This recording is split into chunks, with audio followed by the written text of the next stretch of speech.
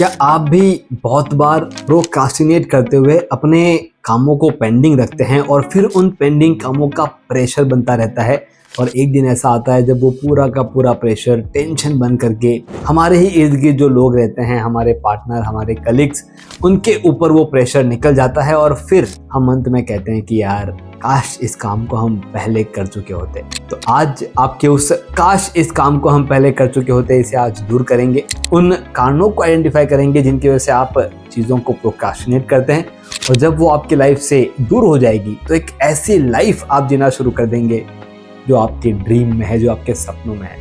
तो अगर आप तैयार हैं तो पेपर और पेन लेकर के आ जाइए।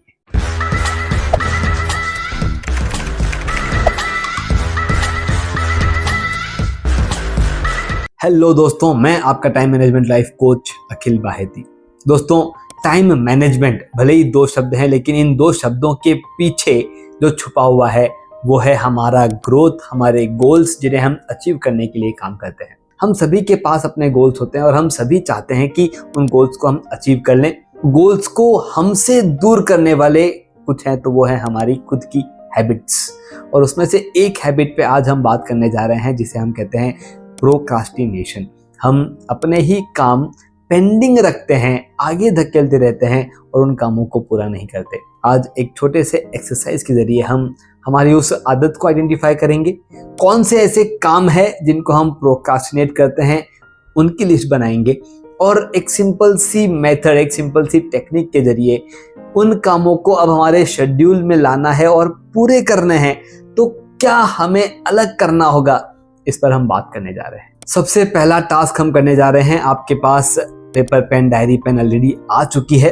तो आने वाले 1 मिनट में आपको लिखना है कि कौन सा कारण है जिनकी वजह से आप काम को प्रोक्रास्टिनेट करते हैं। तो मैं आपके सामने 3 बड़े कारण रख रहा हूं। इनके अलावा दूसरा कोई भी कारण हो, आप अपने शेड्यूल पे फोकस करके 1 मिनट का टाइम इस्तेमाल करके आपको आइडेंटिफाई करना है कि कौन सा ऐसा काम है जिसकी वजह से आप प्रोक्रास्टिनेट करते हैं। कारण नंबर 1, कोई काम हमें बहुत बड़ा लगता है कि ये काम जो है इसे करने में हमें आधा घंटा लग जाएगा, 1 घंटा, 1.5 घंटा, 2 घंटा, और हम उस काम को इतना बड़ा मान लेते हैं कि हमें लगता है कि यार आज नहीं, इसे कल करेंगे, परसों करेंगे, अगले हफ्ते करेंगे। तो काम को बड़ा समझ करके अगर आप प्रोक्रास्टिनेट करते हैं तो ये एक कारण हो सकता है। दूसरा एक कारण, उस काम को हम परफेक्टली पूरा नहीं कर पाएंगे।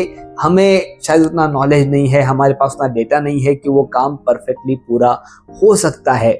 इस एक फीलिंग के साथ हम उस काम को प्रोक्रास्टिनेट करते हैं, आगे धकेलते रहते हैं। और तीसरा कारण, हमें डर लगता है कि उस काम को जब हम करेंगे और उस काम में अगर हम फेल हो गए, अगर वो काम सही से नहीं हुआ तो हमारे बारे में क्या सोचा जाएगा और कहीं मेरी रेपुटेशन, कहीं मेरा नाम खराब हो जाएगा।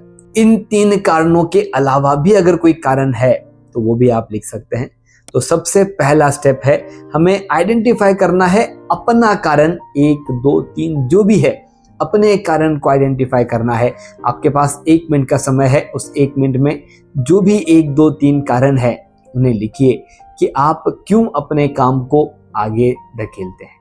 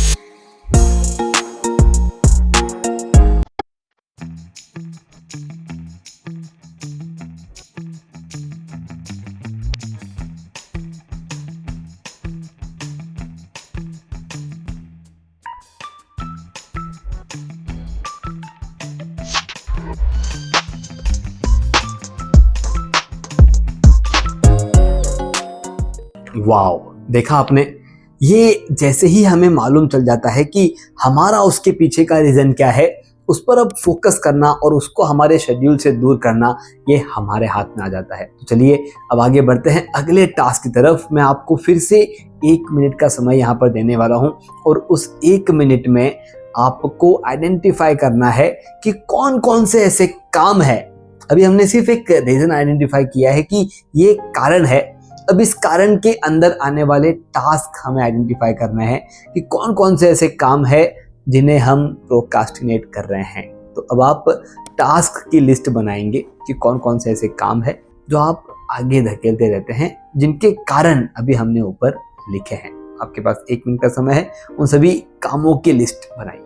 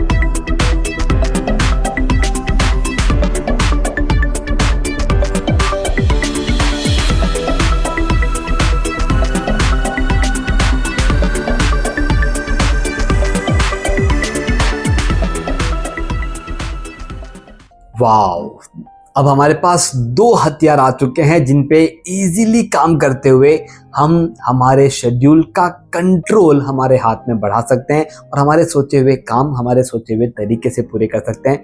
और जो अगला स्टेप मैं बताने जा रहा हूँ, जो 3rd स्टेप है, वो 3rd स्टेप आपके शेड्यूल में जैसे ही इम्प्लीमेंट होगा, आपके शेड्यूल्स बहुत ही क्लियर रहेंगे और इतने परफेक्ट रहेंगे, इतने फोकस्ड रहेंगे कि आपका क्वालिटी ऑफ वर्क इंप्रूव हो जाएगा।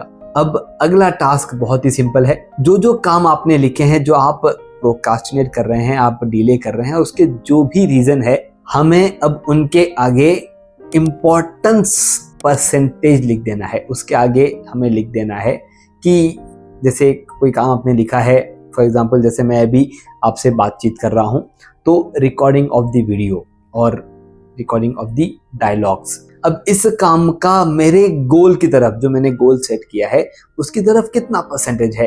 80% है। मतलब वो काम बहुत इंपॉर्टेंट है। और कुछ कुछ काम ऐसे आएंगे जिसके परसेंटेज आएंगे 20, 10, 30। हम वो काम तो प्रोक्रास्टिनेट कर रहे हैं, लेकिन उसका हमारे गोल की तरफ कंट्रीब्यूशन जो है वो सिर्फ 10% है। आपको उस लिस्ट में जो जो काम आप आगे धकेल रहे हैं, उसमें आपको ये परसेंटेज सेट कर लेना है। और जैसे ही आप ये परसेंटेज सेट कर लेंगे, मैं आपको बताऊंगा कि उसके आगे का रास्ता कितना आसान है। चलिए step number 3, set contribution percentage for pending task और प्रोक्रास्टिनेटिंग टास्क।